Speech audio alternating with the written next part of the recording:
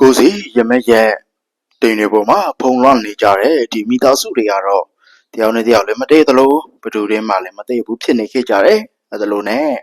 ကြော်တဲ့အောင်တယောက်သူ့ဘဝကိုဖြက်စီကြောင်းတွေနဲ့အကုန်လုံးဖြက်စီနေပြီးတော့မှအခုချိန်မှာ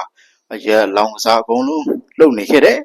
အဲဒါလို့နဲ့ဘောလုံးလောင်ပြီးတော့မှပတ်စံနဲ့အများကြီးဆုံးရှုံးသွားတယ်အဲ့ဒါကိုတော့ပွားပြီးတော့မှဖုန်းနဲ့ပြောနေတဲ့အချိန်မှာဘဝအောင်ကနေကြားသွားပြီးတော့မှစကားတွေများနေခဲ့ကြတယ်အဲ့ဒါနဲ့ပပတို့ပပေတို့ရမဖြစ်ကြပါနဲ့တော့ဆိုပြီးတော့မှကို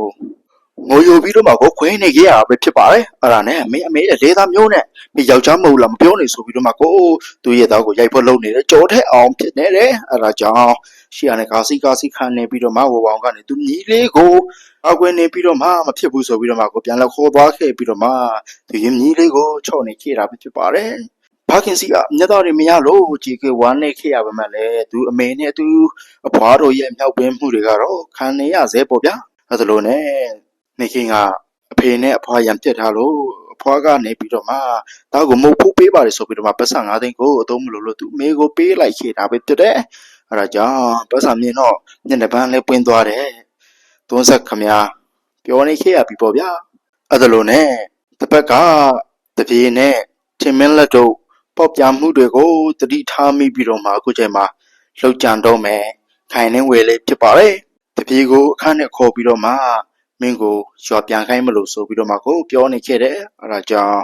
ဘာကြောင့်လဲဆိုပြီးတော့မှအကျိုးကြောင့်နဲ့မင်းများတဲ့အခါမှာတော့အိမ်မှာအိမ်ကိုနှစ်ယောက်လောက်ထပ်လိုချင်လို့ပါဆိုပြီးတော့မှကိုအဲ့ဒါကိုတပြေကိုခိုင်းပြီးတော့မှလူနှစ်ယောက်လောက်ရှာခိုင်းစေချင်တာပါဆိုပြီးတော့မှကို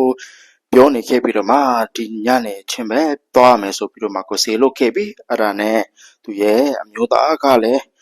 ထင်မင်းလက်ကလည်းယုံသွားမယ်ဆိုပြီးတော့မှကိုပြင်ဆင်ပြီးတော့မှ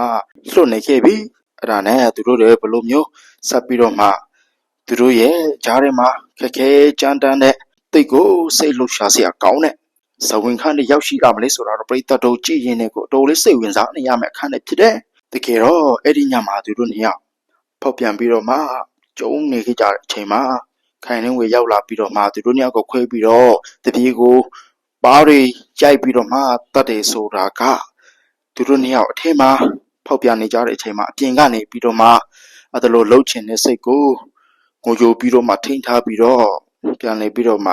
ဘယ်သူမှမသိအောင်လက်စာတွေဖျောက်ပြီးတော့မှကိုအပိတတ်ချင်တဲ့ပုံစံမျိုးနဲ့ခုလိုမျိုးကြမ်းစီနေခဲ့ရတာပဲတဲ့ဒါပေမဲ့လည်းကျော်တဲ့အောင်အတွက်ကတော့ကောင်းတာတစ်ခုကရောက်ရှိလာတယ်လို့ဆိုရမှာပါဒါပေမဲ့အဲ့ဒီကောင်းတဲ့လက္ခဏာတစ်ခုက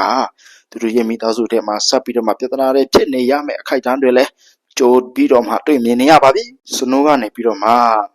ကိုကြီးရဲ့သားလေးဆိုပြီးတော့မှကိုသူ့ရဲ့တူကိုပထမသွားကြည့်လိုက်တဲ့အချိန်မှာသူ့ကိုခေါ်ယူဖို့ကောင်းကိုပြောနေခဲ့တယ်ဒါပေမဲ့ကလေးကအခုချိန်မှာရုပ်တရက်ကြီးဆိုတော့ဘာမှတွေ့မရမစင်စားနိုင်ပဲမလိုက်နိုင်ခဲ့တဲ့အနေအထားဖြစ်တယ်အဲဒါကြောင့်နောက်တရက်ကျတော့ကားနဲ့ရောက်လာပြီးတော့မှသူ့ရဲ့